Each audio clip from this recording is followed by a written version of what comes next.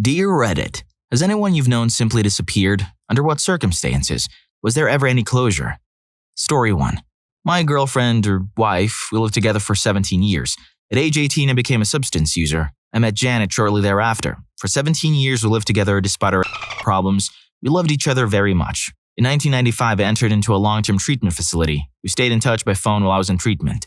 I was in treatment center for 16 months. I returned to our home, clean and sober. My hope was to be able to help her accomplish the same. Unfortunately, she wanted no part of clean living. I had no choice but to leave her, but I tried my best to keep in touch with her and her whereabouts. In 1999, she disappeared off the face of the earth. Well, it's not all that unusual for a to vanish, move to another city, or just break contact. Nothing was ever heard from her again. Not by me, her family, or friends. Finally, in September of 2012, I received a cryptic Facebook message. She sounded like she was in trouble by this time. I had been clean and sober for 16 years and was actually in a position to be able to help her. I replied immediately, offering to fly anywhere in the world that she might be and bring her home. She did not reply. About 10 days ago, I heard she passed away from Code 17. For 14 years, our family and I wondered where she was, what she was doing. Private investigators, police, and social service agencies have been trying to locate her to no avail. One Facebook message was and still is all we know about the last years of her life. I had always hoped that we would meet again. I never stopped loving her. I've been crying myself to sleep for the last 10 nights. Though she was absent from my life, she was never far from my thoughts. As to how contact came about via Facebook, in 2011, she created a Facebook profile and sent me and her aunt friend requests. I naturally accepted and wrote several long-winded personal messages to her. I wanted to let her know I was, even after all the years, still here for her. While she did not reply, I was content knowing that she, hopefully, had received my messages and knew she still had someone who cared. It was almost a year later in 2012 when she finally reached out to me. Why Facebook? Simply because once I had been clean for a couple of years, I moved 2,500 kilometers to the other side of the country. Often over the last number of years when I thought about her, I would Google and Facebook her name to see if she turned up anywhere. I suspect she must have done the same. She would not have an address or phone number for more direct contact. As for the content of her message, it was basically her expressing her regrets as to the way life had turned out. Now she wished things had been different. She said she wished she could start over, but what troubled me was her insisting it was too late and was now impossible. She said she was in a situation that she could not get out of. No details were provided. How did I hear of her passing? Her aunt and only remaining relative was notified, and she eventually let me know. While I had only found out several days ago, she passed away on June 11, 2013. I do not know why her aunt waited so long to tell me. And finally, as to why I have so few details is because we were never legally married. The police and hospital do not consider me family, and due to privacy laws, they cannot disclose any information to me. Her aunt was not interested in pursuing details. She was content to let sleeping dogs die. Story 2. I was at a concert one night in Sydney, Australia, and I got into a fight with this British backpacker. There was an illegal substances, and the only reason why I didn't get kicked out is because the girls who he was inappropriately touching convinced the bouncers that I was only trying to stick up for them. Anyway, he vanished, and I was under police investigation because I was the last person to see him alive. I knew I hadn't done anything, but it's still pretty creepy to be told not to leave town until we get to the bottom of this. He showed up 2 weeks later floating in the harbor. He'd apparently had a massive blunt force fracture in his skull and fell into Sydney Harbor and drowned. His death was reported as accidental, but having your face on TV and hearing police are wanting to speak with this man is a little scary. Story 3. My mom's boyfriend. He said that his mother was sick in another state and he was going to visit her. After a few days without hearing from him, my mom got worried and called his mother. She wasn't sick and had no idea that he was supposed to be there with her. We found all of his possessions, including his computer and camera and other valuables, as well as seemingly his entire wardrobe, everything, in a rarely used coat closet in her house. Quote-unquote police called my mom to say that they found his empty car somewhere in the forest near the Kentucky-Tennessee border. We lived in Florida, but they called from a blocked number, and when she tried to find information about the case, later on from other sources, nobody had anything on file about the car. Either a really creepy vanishing story or a horrible way to break up with someone after winning the jackpot on a scratch-off. Hey there. If you haven't heard already, a few friends and I recently launched Rufus Rugs, your go-to destination for premium custom hand-tufted rugs. Looking to add a touch of your favorite anime like Naruto to your space? We've got you covered. Or perhaps you're a die-hard Pokemon guy and want bus toys showcased for everyone to admire. No matter your style, we can bring your vision to life. Click the first link in the description to explore more. Story 4. I go to university out of state, in Philadelphia. My boyfriend lives in an off-campus house. It's his mom's house, but it's technically his. Anyway, one of his roommates, let's call him Z, lives there during the school year. Z takes some time off from school to figure things out, but still lives there. Z is a very quiet guy. There's sorta a joke around the house that we call him a ghost, because he's so quiet you never know when he's home, and when he moves around the house he makes very little sounds and rarely comes around. Z also suffers from social anxiety, depression, and a load of other stuff and takes medication for it. This is important. Anyway, Z has a job back at home in Maryland, and it wasn't unusual for him to go home almost every weekend to work. He would work and then come back, and at most be gone for 4 days. One weekend, he tells us he's going home to work. It was around Christmas time. When school starts up again, Z doesn't return. He texted him, and he tells us he's coming back, but he doesn't know when. That's the last we heard of him. Soon days turn into weeks, weeks turn into months. It's been 9 months since anyone has heard anything from him. Even his best friend, and I mean best friend, has tried reaching out to him with no avail. He's written countless letters, tried getting a hold of his mom, called his house. Nothing. It's like the whole family has disappeared. My boyfriend's mom also tried getting a hold of him and his family because he owed about 4 months of rent by then, but nothing. No response. It's so weird. One day, while my boyfriend is calling Z's phone, he notices it just goes straight to voicemail instead of ringing a couple of times. It's so eerie because my boyfriend said that it's not like someone shut off the service because there would have been something saying the phone was disconnected, but in fact, you can hear Z's voicemail greeting. Hey, it's Z. I'm not here right now, so leave a message. So someone is obviously paying the bill. My boyfriend sometimes calls it just to hear his voice. It's really sad. We have many theories as to what happened, but there's no real evidence or clues as to what happened. It's just gone to the point now where we just want to know if he's alive or not. My boyfriend noticed all his medication still left at the house, so it's definitely a theory. But wouldn't his parents have told us? We think maybe rehab because he did dabble in that stuff, but he wasn't a hardcore user. Then we worry because where he was from was a bad area. What if he was involved in a deal gone wrong? There's so many questions, but no one to answer them. All of his stuff was at the house: clothes, shoes, medication, speakers, posters. He just got up and left. Z's room was left the way he left it. But soon my boyfriend needed to fill the room, so we moved everything downstairs to make room for the new tenants. So it's all in the basement, just waiting for Z to return. We still don't have closure. Like I said, my boyfriend grew very close to Z. He sometimes gets emotional whenever Z gets brought up, where he reminisces about the times he and Z hung out. My boyfriend just can't believe Z just got up and left. Left him, his best friend, everything in Philadelphia. All we want is closure. It doesn't help that he has the most common last name in the world, Smith. His best friend has tried everything to try to find him, and he's really disturbed by his disappearance. Soon we're going to plan a trip to just drive to the address that's on his leftover medication bottles and just knock on the door and demand to know what happened. It's just seriously so confusing and weird. Story 5.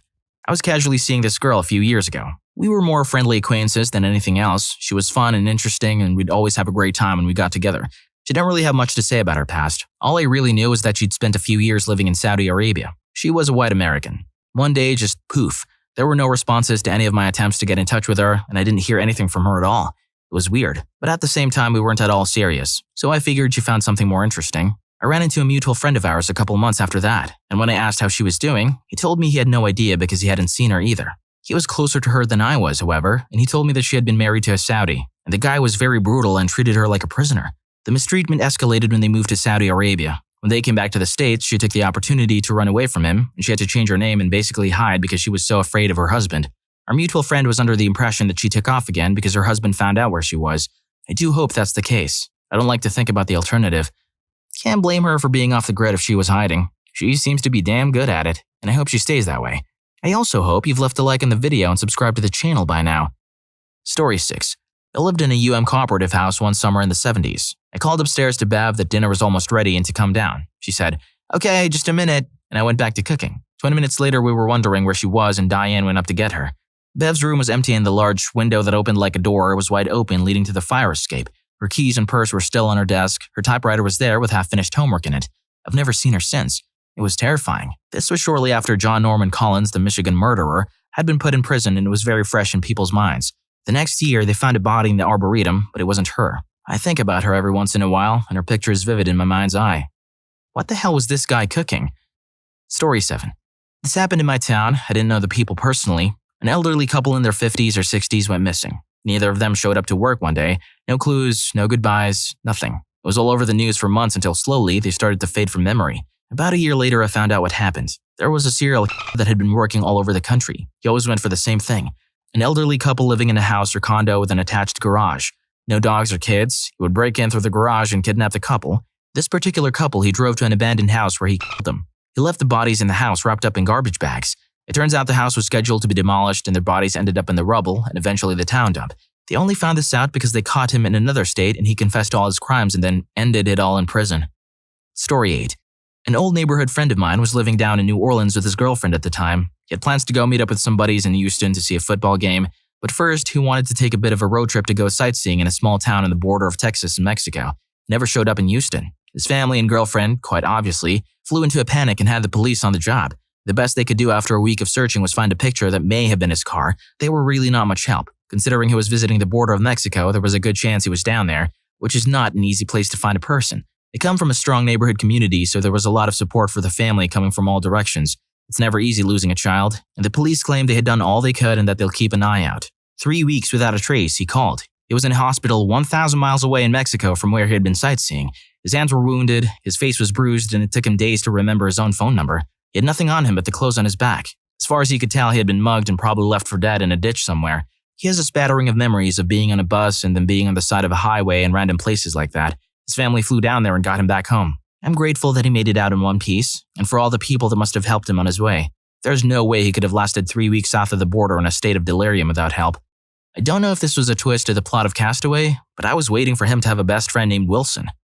Story 9. My best friend in kindergarten disappeared. I showed up to her house for her birthday party and it was empty.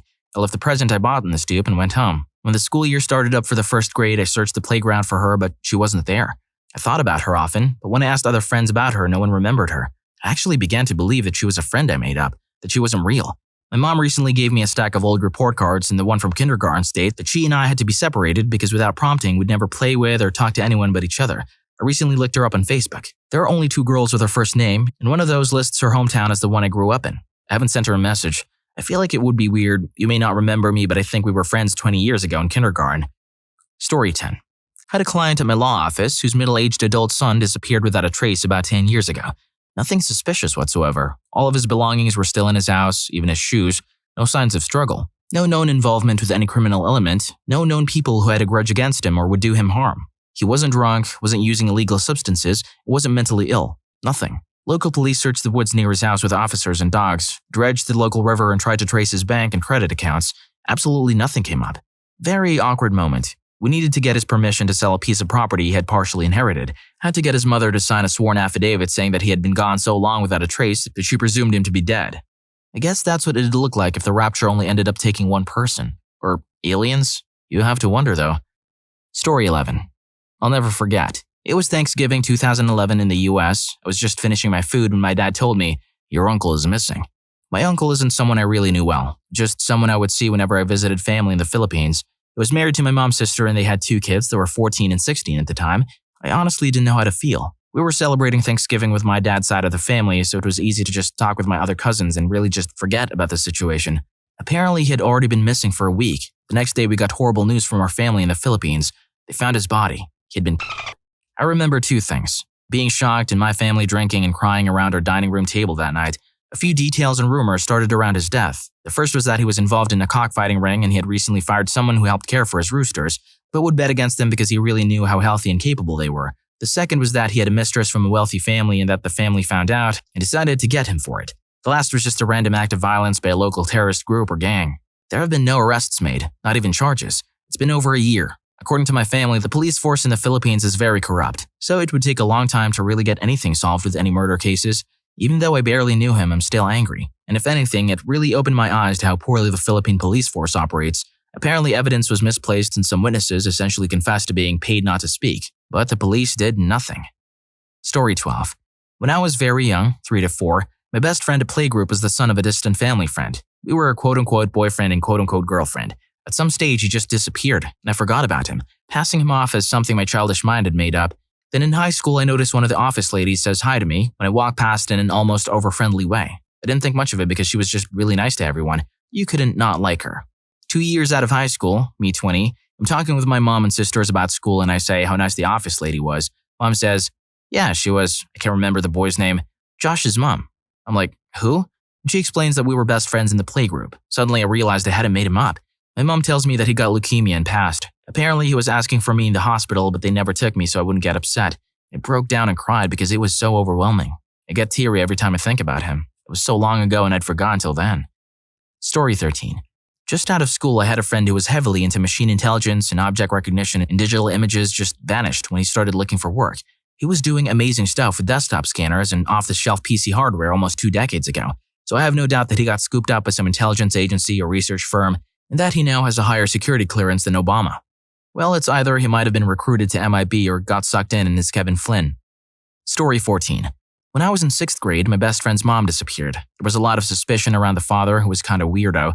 After a few months, the dad was under investigation, attempted pills and alcohol, lived and fled the country. A friend and his 3 younger sisters moved away to live with relatives. Over a decade later, a groundskeeper of one of the properties they owned came forward and admitted to helping the father hide the body and showed investigators where she was buried. They also caught the father coming into the US from the Philippines with a fake passport. After a lengthy trial, he was finally convicted. Story 15. Well, 2 years ago in 8th grade, a girl moved to my town with her dad and stepmom. Me and my group of friends immediately took her in. She was funny and nice, so why not? Within a few months, she changed her name, and we began to realize her home life was a bit off. She couldn't go over to friends' houses or school dances. No one was allowed at her house. She wasn't allowed a Facebook, Tumblr, whatever, and she couldn't give out her number. She mentioned leaving her mom's house several years before, and she wasn't allowed to contact her or her siblings. Sounds a bit suspicious, right? I thought so too, and I told my dad about it. Just in passing. He mentioned it sure as heck sounded like she had been kidnapped. Near the end of the year, I mentioned it to her, phrased it as a joke to see her reaction. She missed graduation and I haven't seen or talked to her since. No teachers or friends have a clue. I hope you enjoyed the video. If you made it this far, I'm sure you'll also enjoy people who've gone out for a pack of cigarettes and never came back. What happened after you left? Story 3 was crazy. See you on that video.